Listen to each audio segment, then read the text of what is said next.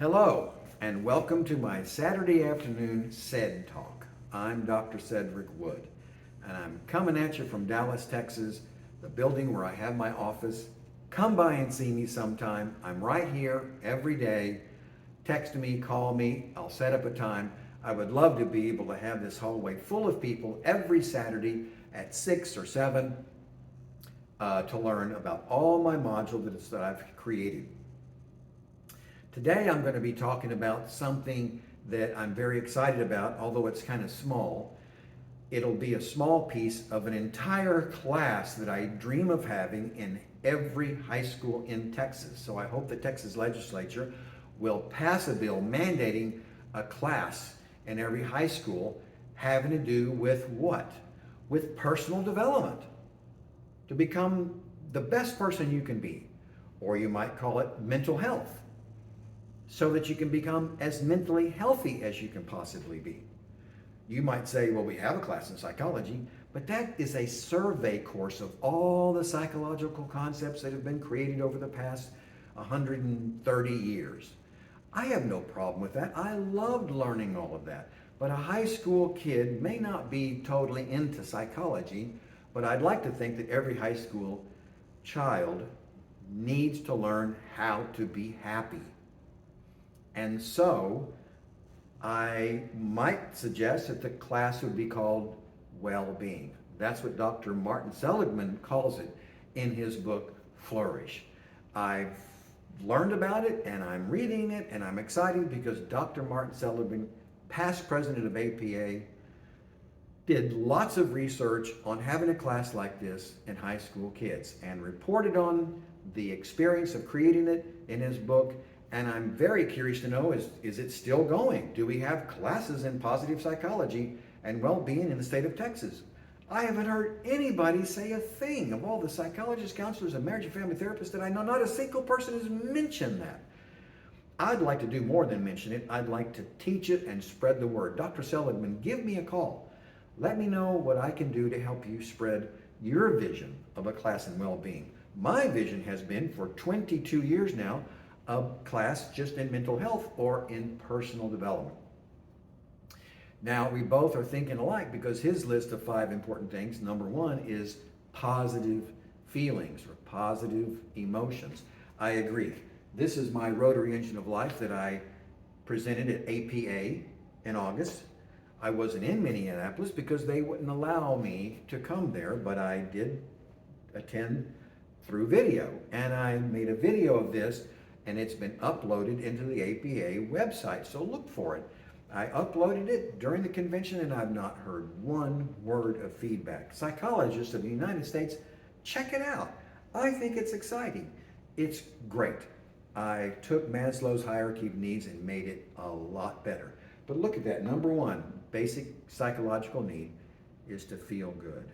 Well, that's right in concert with Dr. Seligman's basic need for positive emotions. Very good. Now, I go on to say that we have a need to express ourselves.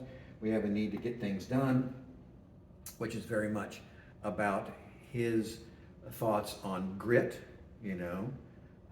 personal self-discipline. I agree. We reach out for these things over here, which Maslow talked about, that I call that the B box or the B list. And then as we complete it, we have a sense of satisfaction. Many of the writings about getting our needs met talks about a sense of completion or satisfaction. External motivators then are a praise and appreciation and getting paid. But this is what we experience, and that's synonymous with feeling good. And I think all parents should talk to your kids about these basic good feelings: peace, comfort, safety, well-being. There it is right there. I put that in there before I read Dr. Seligman's book. But he's picked that as a very important concept, and I think a very important concept is joy. And we need to focus on bringing joy to others and finding joy ourselves. What I want to do is go over something very basic that I would like to have added in this class for high school kids. And before you start wondering, why are you going over this? One reason I'm going over it is because I think parents should talk to their kids about this thing called joy or enjoyment. How did you feel? How did you enjoy it? So many parents ruin the stories of their kids sharing their story of fun or happiness or joy, and instead of leaning into it and saying, tell me more. Oh, sweetheart, that was wonderful. I'm so glad you had so much fun on your date last night or at the basketball game this last Saturday. So exciting to watch a sports team and especially to see them win. But I'm going to start down here at number 1 because I'm hypothesizing there's 5 levels of joy. Number 1 I'm going to call flow. Well, that's weird because Dr. Sullivan said in his book that people that are in flow and they're just working away, getting things done, report that they don't have any feelings or enjoyable feelings. Okay, I'll buy that. That's true. But I have to say there's something positive going on in here when I'm in flow. And that attracts me to being in flow over and over again. So that's a motivating concept, is to be in flow. And of course, what comes out of that is that I achieve something, and in some cases, I keep myself safe. Okay? Now, number 2 is still below our conscious thoughts of feeling enjoyment.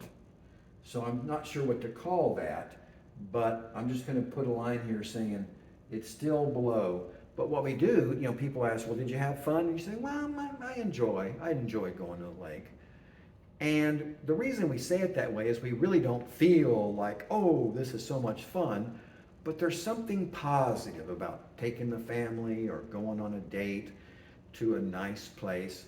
And I think that it's attractive to us because it does have a positive effect on our psychological, emotional system or our psychological selves. It has a positive impact. And that's why we say we enjoyed it. And so there's nothing wrong with that. We need to reach for that. But number 3 is an actual feeling of enjoyment.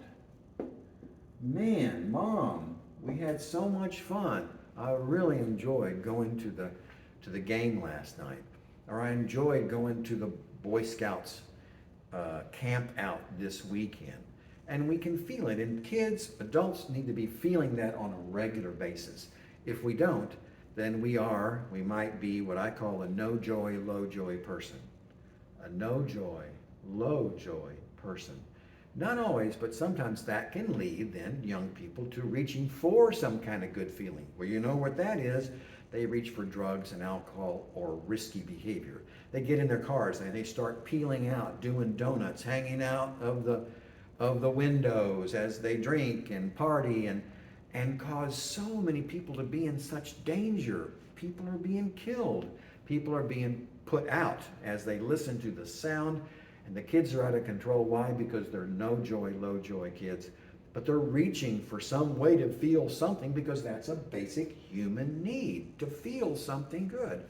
But in every one of the cases, I wish that we would go and interview mom and dad to find out why. What happened to them when they were young that left them being 14, 15, 16 with low joy or no joy about just living life normally, just going fishing, just going to the batting cage and practicing your swing, or going to the library and reading up on some subject that you're interested in.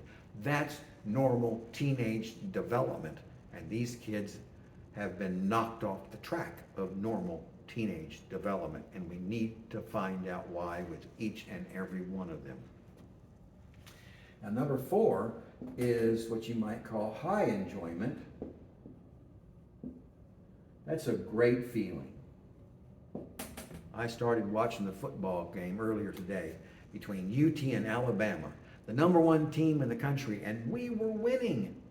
We were winning. I was so full of joy and enjoyment like I haven't been in years, and I just cherish that moment. And that makes me think about NSA. And I didn't think of this idea. There's another psychologist, I don't know his name, but basically he said, when you feel good, if you want to build happiness feelings, notice when you are having a moment of joy or enjoyment. Notice it, savor it, and then give appreciation for it. Thank you. Thank you. Meryl Streep in the movie, when something went well with her mother, Shirley MacLaine, she says, "Thank you, God." I wish I could remember the name of the movie. But let me write that down. Notice that you're having a great feeling, savor it, and then give appreciation in whatever way you feel comfortable giving appreciation for that moment of high enjoyment. And now I'm going to reserve space number 5 for the word joy. What a wonderful experience. I think a lot of people feel this on a regular basis and they just think, well, that's just normal life.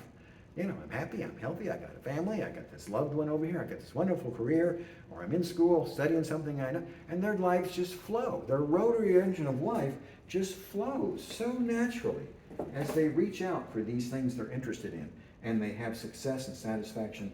And as we go round and round with getting these needs met, we end up with number 5, self-esteem. Self-esteem is one of the basic 3. You know, there's the dark triad. Well, I think there's the light triad of self-esteem, peace, and joy.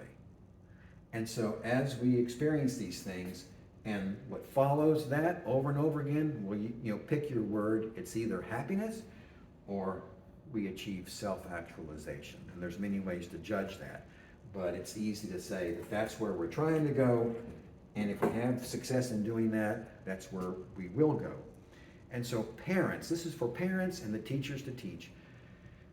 But the child who has low self-esteem, yes, bring them in to see me for therapy, any family therapy or child psychologist, bring them in. But more often than not, the parents are not doing what they need to do to bring that child out of that sadness or low self-esteem or maybe even suicidal thoughts. Bring them out of that by really attending to their needs.